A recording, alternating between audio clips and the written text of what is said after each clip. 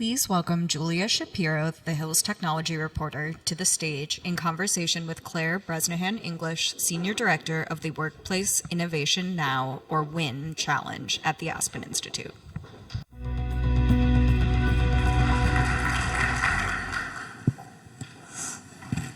Okay, good morning. Thank you so much for joining me. So to start out, for those who aren't familiar, can you talk a little bit about your work with Workplace Innovation Now and the challenge that you guys are doing?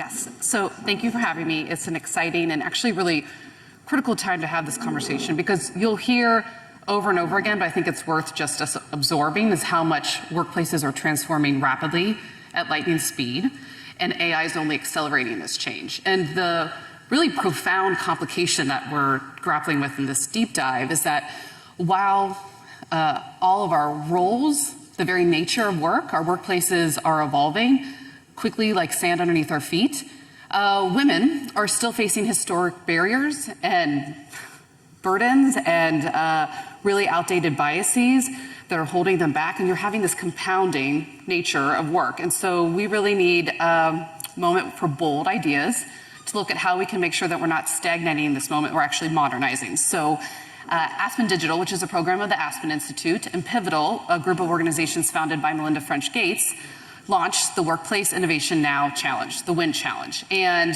we are putting major dollars and investments into big, bold ideas that are gonna help women thrive, but everyone win in this rapidly changing workplace. And we've got 3 key pillars of our work. First is improving workplace culture and practices. The second is shifting the narrative on what success looks like and what leadership looks like. And thirdly, what's the potential and impact of AI? And we're excited today to talk to folks because it's not just the grant competition that's really important for this work. It's the fact that every single person needs to be able to have the awareness that we're in a moment where we can't just have one demographic shaping and training AI. We need as many approaches as possible if we're going to actually reach true innovation. Yeah, definitely. And one of those key pillars, as you mentioned, is AI. Why is it important to focus on AI as part of this challenge, and why did you choose it as one of those 3 key pillars? Well, first of all, of course, we can't talk about workplace innovation now if we're not engaging in AI, of course. But I want to actually share 2 pretty staggering stats with you. First of all is that Harvard has come out with research that shows a major adoption gap. So women are 22% less likely to use AI skills in the workplace. And I just want to pause because we hear a lot of stats. That 22% gap can actually be quite catastrophic. You're talking about the skills that are required to not only just thrive, but to survive this major transformation. And so you're talking about half of the population not being prepared to be able to succeed in this era. And then you're also talking about the lack of innovation and opportunities and productivity that could happen in our businesses and our economy. Secondfold, it's about even looking at how you get your foot in the door. So we know that about 99% of Fortune 500 companies are using some type of AI automation in their hiring practices. What does this mean?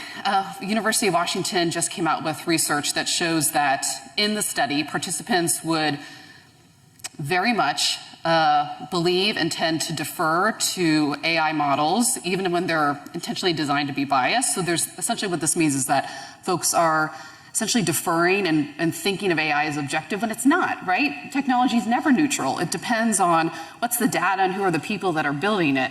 And so it's really important also to look at the hiring rates and how this is a moment of where essentially every career step from the beginning to the very upper echelons of leadership are somehow having AI filter through how you even get your foot in the door. And this is around every sector, okay? This is about whether you're in a factory in Augusta, Georgia, or you're in an office in Phoenix, Arizona. This isn't just happening on Silicon Valley campuses. And so this is a critical moment that we're looking at how we're shaping not only how you get your foot in the door, but also what's the entire career trajectory. And this isn't, of course, this is about designing the needs for women, but when you design workplaces with women in mind, you're going to create better workplaces for everyone.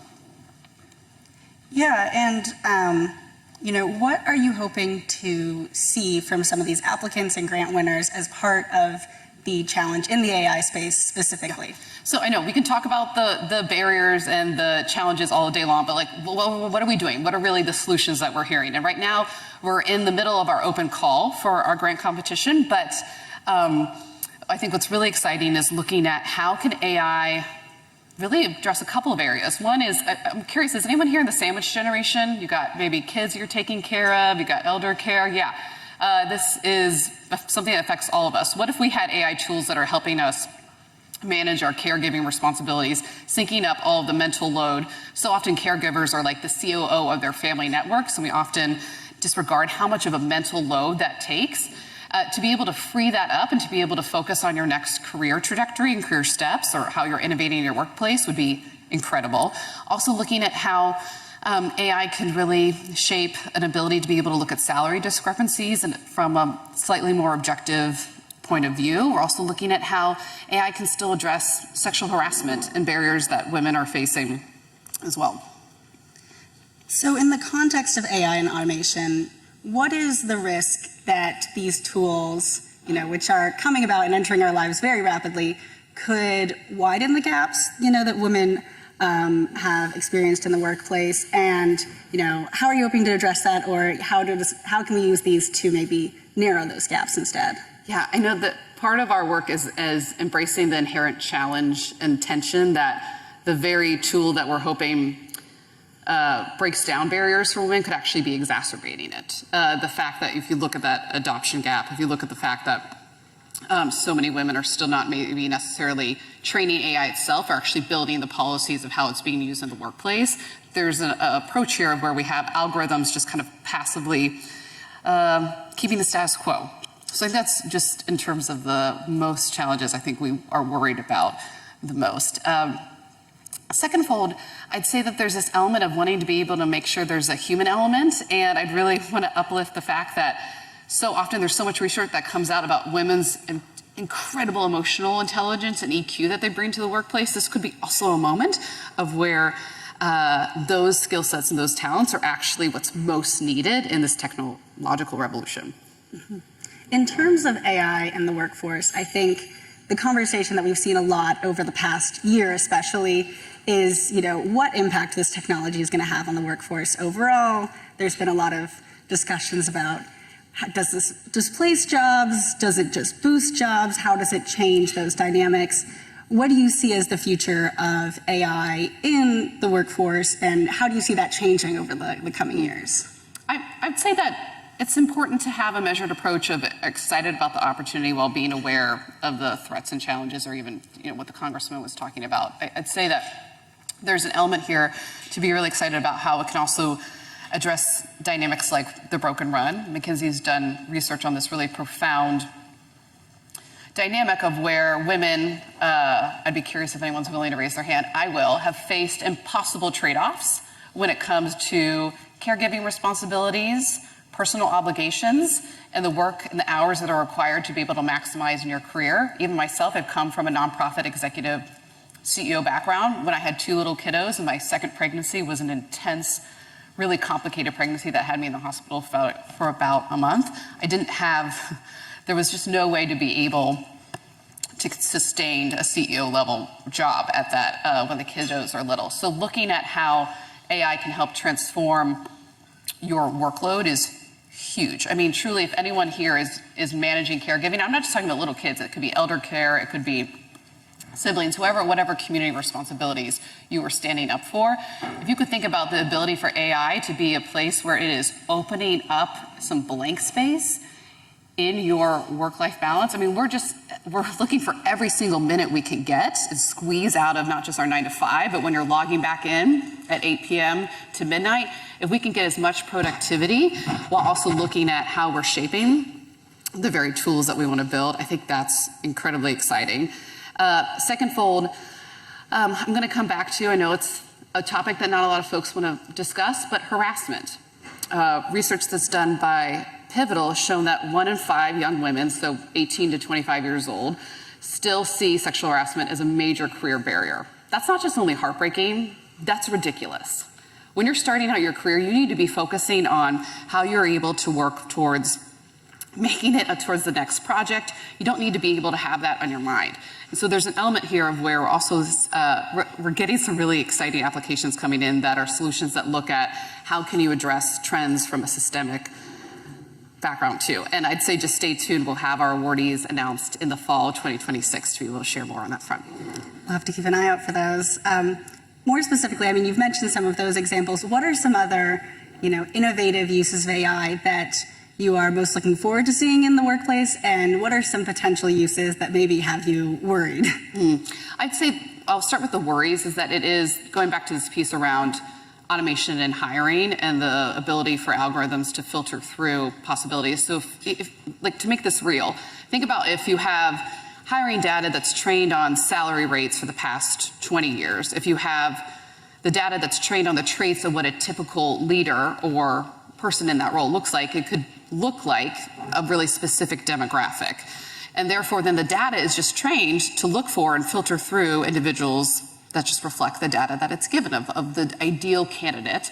And so to break this down, it's not just a us versus them. I really want to not lean into this zero-sum assumption that if men succeed, women don't, or if women succeed, men don't. This is a sense of where we're at a point where we need to fully embrace the fact that if we want to innovate, if we want to modernize, we cannot have just one perspective in forming our product development.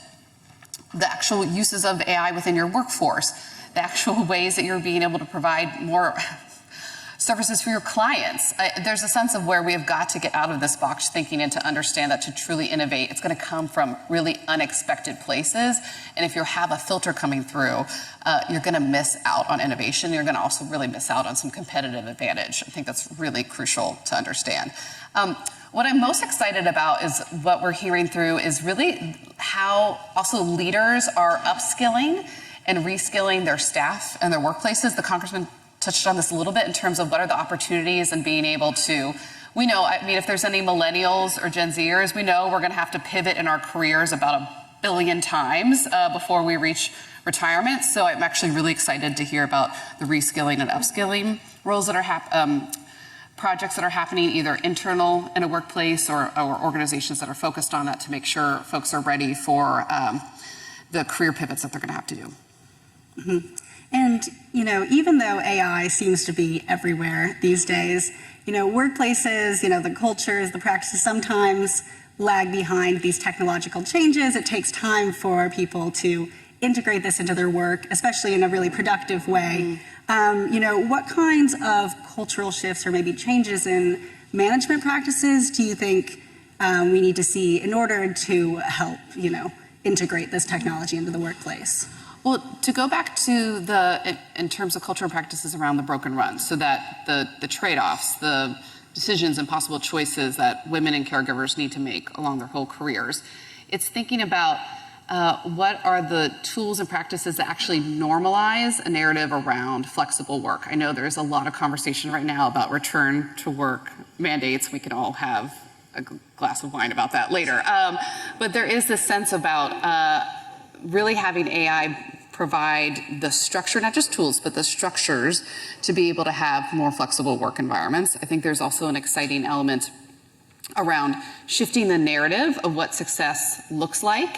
That there's a lot of conversations out there in terms of putting effort in and having your office time, or I'm trying to be diplomatic, your butt in the seat versus whether or not you're actually contributing and how you're thinking about innovation. I think there's an element here of where the actual use of AI can actually, not only the technology can shift, what I'm talking about here is the narrative change in our expectations of what success looks like and what it really means to be contributing. The fact that there's so much, I think, that's exciting in this conversation about the human element. What is uniquely human? At Aspen Digital, we talk a lot about what is the human side of technology. And there is an actual exciting way of where, like I mentioned earlier, is that the nature of tech being able to help us all free up to be a little bit more human at work. Definitely. Well, I think we're about at time, so I just wanted to see any closing thoughts on the role of AI in the workforce and what it means for women in the role. I think I would love to leave you with the central vision here is worth repeating. The fact that when we design workplaces with the needs of women in mind, you're creating better workplaces for everyone. You're creating a better world for families. You're creating a better world for our economy. And that we cannot miss this moment. We cannot sleepwalk into this next era. I really encourage everyone to wake up and to understand that you can seize this moment. This challenge is open to nonprofits, but if you're an entrepreneur or a business, we encourage folks to pair up with a nonprofit. We have applications open through the beginning of January, but if you're looking to apply, we need you to register by December 11th. And what I'll also leave with you is that you are leaders within your workplaces. Think about how you are training the data. How are you building the policies and the guidance, giving people really clear guidance and encouraging them to explore, and then understanding where the guardrails, where they can't. We were talking about this, about where can you really explore with using AI on your own. And I'd also just encourage you to shift the narrative and to expect that there is this essence of that when women can succeed, we all win. Thank you. We'll leave it there. Thank you so much for joining us.